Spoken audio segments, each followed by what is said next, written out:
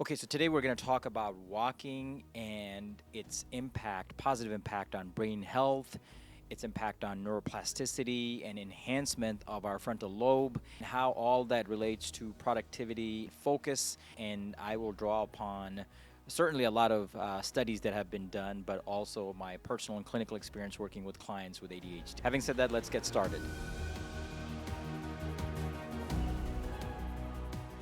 Hi, my name is Amer Nabil. I'm a nurse practitioner in psychiatry and also the principal owner of Half Full Psychiatry.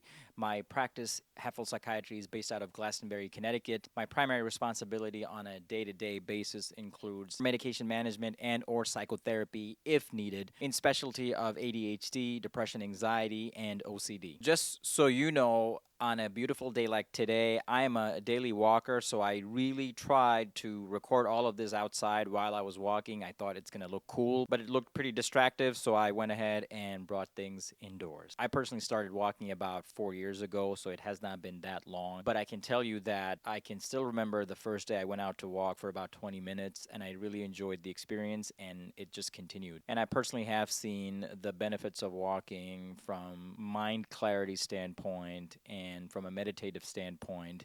But today I want to add data and studies that will hopefully encourage you to start walking, or the ones who have been walking to encourage you to keep this thing going. I definitely want to make sure that these videos that I would be producing, the primary purpose for me is to share my thoughts based on my clinical experience for the last 12 years in psychiatry. And needless to say, these are not direct treatment recommendation for you, and for that I certainly recommend your doctor, your nurse practitioner, your psychiatrist. First and foremost, I want to direct your attention to a study that was done in the late 1980s by Kirk Erickson out of University of Pittsburgh. The study essentially found that walking 1 mile a day can enhance the volume of several critical areas of the brain. In other words, enhancing the volume of the brain or certain parts of the brain that are related to focus concentration is a positive thing in this case. So, in any case, this study showed the enhancement of the part of the brain called the frontal lobe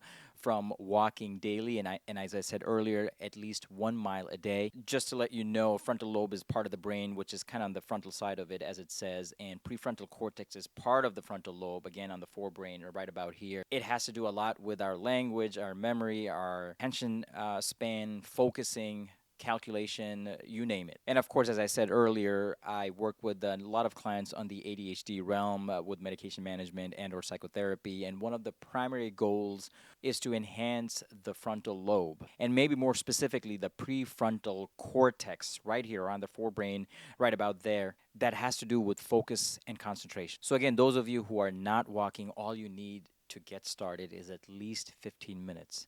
15 to 30 minutes, get a mile out. And as the Erickson study shows, a mile of walking and its enhancement, its contribution towards what we hear all the time, neuroplasticity, the adaptive evolution of our brain, enhancement of the prefrontal cortex. So I'm going to share with you a little bit about my walking routine. I walk about these days 90 minutes at a time. I usually like to put on either my headphone if it's winter, keeps my ears warm, and if it's summertime, I'll put on my AirPods. Either way, I like to listen to something productive, so I will either listen to a podcast or an audiobook. And I'll tell you, by walking, I have been able to absorb a good bit of information which otherwise, by sitting still, would have been very difficult for me personally. And it has allowed me to learn about real estate, stocks, brain science. So overall, this experience has been multi-purpose for me. So on a day in day out basis, I get about on average 13,000 steps. That's not how it started, of course.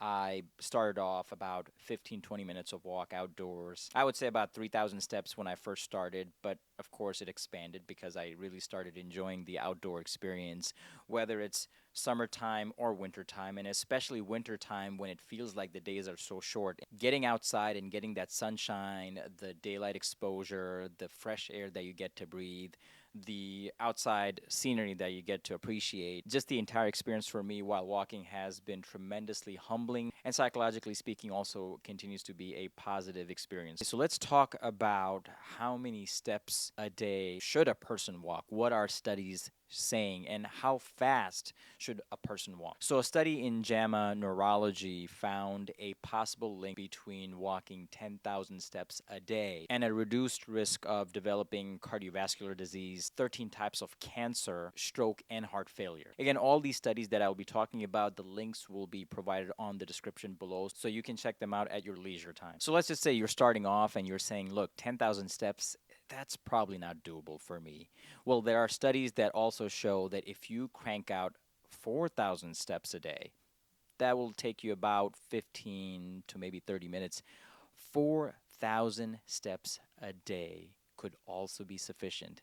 There's a study that was published in 2018 on the Journal of Alzheimer's Disease that showed that walking at least 4,000 steps a day positively enhances your medial temporal lobe. Medial temporal lobe, or MTL, a memory critical region of the brain, as well as greater hippocampal growth. Hippocampus, another part of the brain that is intimately involved in memory retention, and all that could be done by simply walking 4,000 steps. And again, that could be anywhere between 15 to 30 minutes of walking.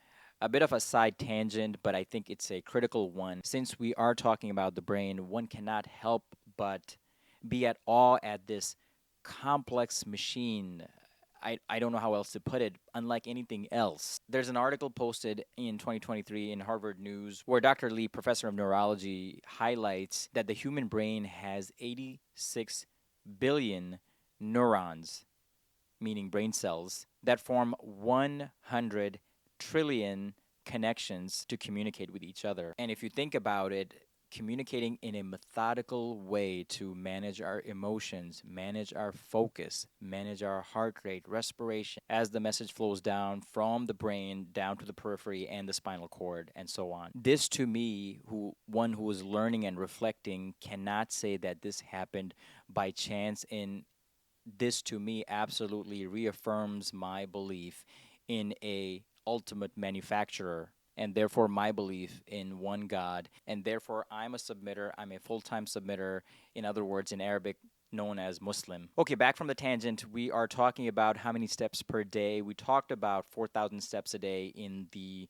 study that was done in 2018. But even better news, in 2023, David Merrill and colleagues posted a study where they're indicating that if you can take less than 4,000 steps a day, that can also have a very positive effect on your brain health. Now, the other question comes up is, how fast should I walk? The American Heart Association recommends that during an exercise, to get the most bang for your buck, one should reach between 50 to 85% of their maximum heart rate, which is otherwise known as target heart rate. So for myself, me being 40 going to 41, God willing, my maximum heart rate is 180 beats per minute. Therefore, 50 to 85% of 180 beats per minute comes to anywhere between 90 to 153 beats per minute. In other words, when I'm walking or if I'm doing any other exercise, I am at least aiming to achieve a heart rate between 90 to 153. And again, the reason for this is to prevent against any kind of cardiopulmonary heart condition. So I guess that